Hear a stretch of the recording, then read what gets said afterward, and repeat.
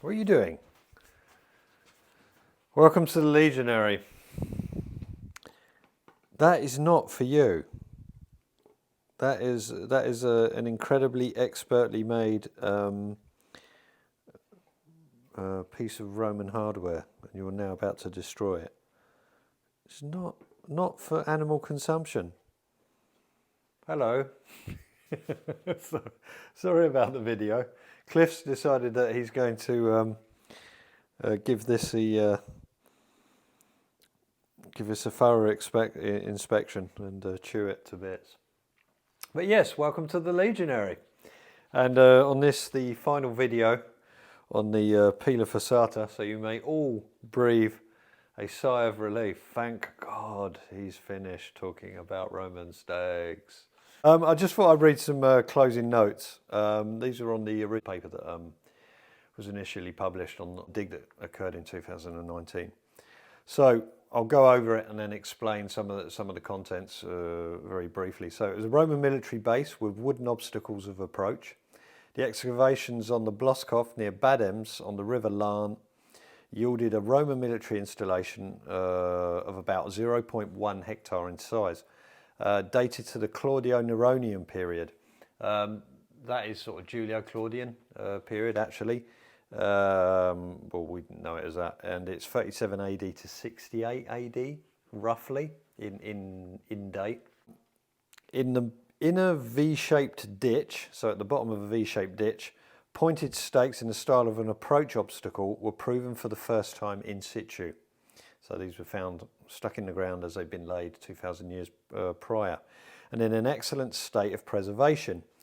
In analogy to the Pila Muralia, or Pila Muralis, which is the thing that you can see behind me, this one here, so in the same vein as that defence stake, they call this one a Pila Fossata, okay, which means ditch stake. Fossata means ditch, Pila means stake.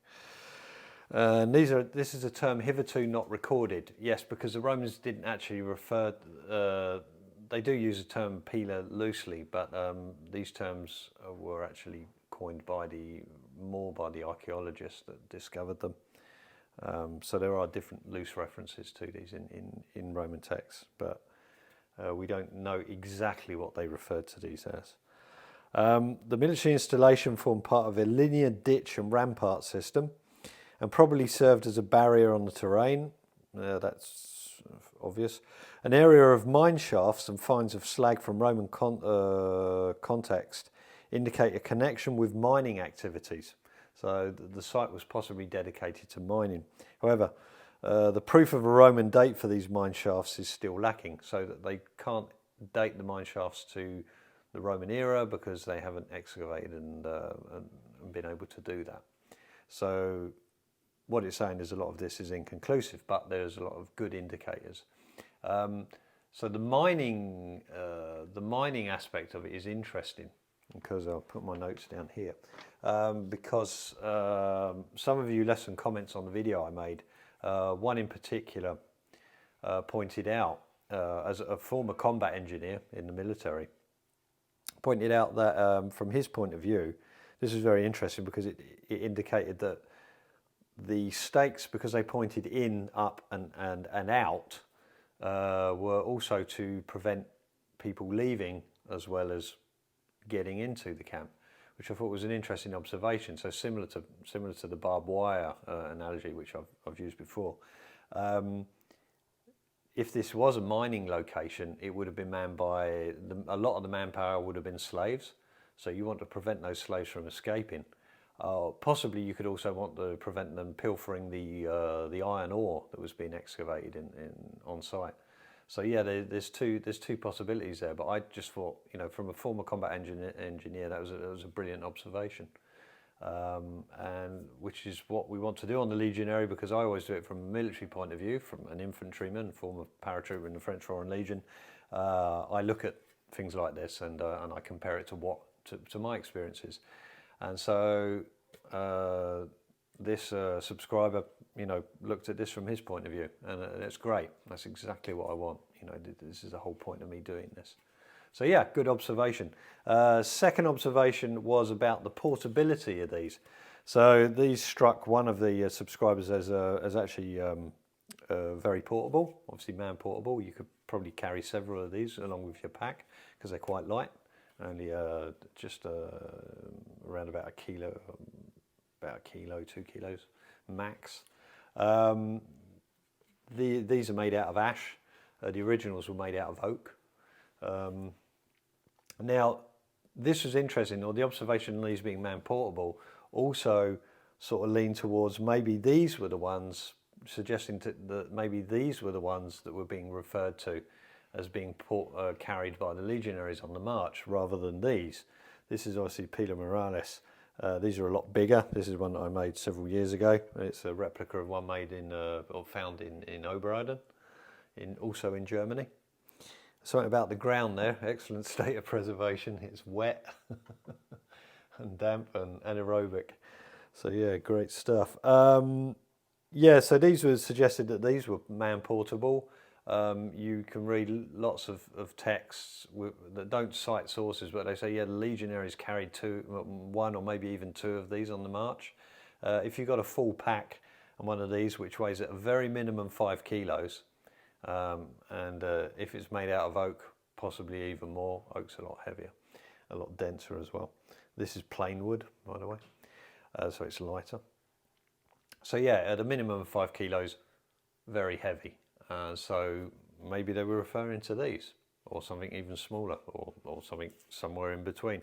Who knows? But I just thought it was I thought that was an excellent observation, and it got me thinking on on the portability issue, which I'd already covered on the videos I did on the Pila. So yeah, thanks for those great observations. Now, I would be remiss if I didn't mention, I'd already mentioned the group that wrote the paper, that contributed to the paper, but I should mention that it was carried out by Goethe University in Frankfurt, and it was led by Professor Dr. Markus Schultz and Frederick Ott. They're all on the original paper. I will post a link to the paper so that you can all access it and read it as I did, and obviously enjoy it, draw your own conclusions. You may need to use Google Translate because it is in German. Some of the conclusive notes are actually in French and English, which can help. But obviously, if you want to read the wider text, which is a lot more detailed and fascinating, then just run it through a translation AI or something. Also, I need to thank Dr. Christian Mix at Leibniz Zentrum für Archaeology.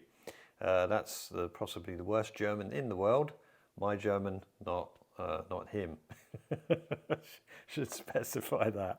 But yeah, he was great. I was able to. I'd like to thank him directly for his help in contacting and being able to access the paper. So that's where the Leibniz Centre for Archaeology is actually where these stakes were. Oh, sorry.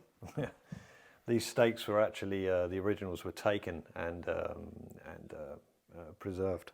So yeah, it's great. I love the fact that we're able to reach out to professionals and they're quite happy to provide information. That's I love that. So hopefully they'll enjoy. I'll send them the link, and hopefully they'll enjoy watching my video, or they'll just cringe at the low quality of the observations being made. But yeah, thanks for watching once again, and I will be back with another video as soon as I can. You can subscribe to the Legionary on YouTube, and if you want to help and fund me, you can also subscribe to me on Patreon and join as a paid member, and that helps me fund the different projects that I undertake for the Legionary, including the marches. So yes, thanks again for watching, and I'll be back with another video as soon as I can. Yeah, I think it was a username was Pixels on Screen or something. Anyway, you seriously need to change your username to something cooler like the Legionary. Just saying. Or your real name. Don't be afraid. I'm about to lose a follower. Um, but no, in all seriousness, the original items are located. I will find out. Just give me a second.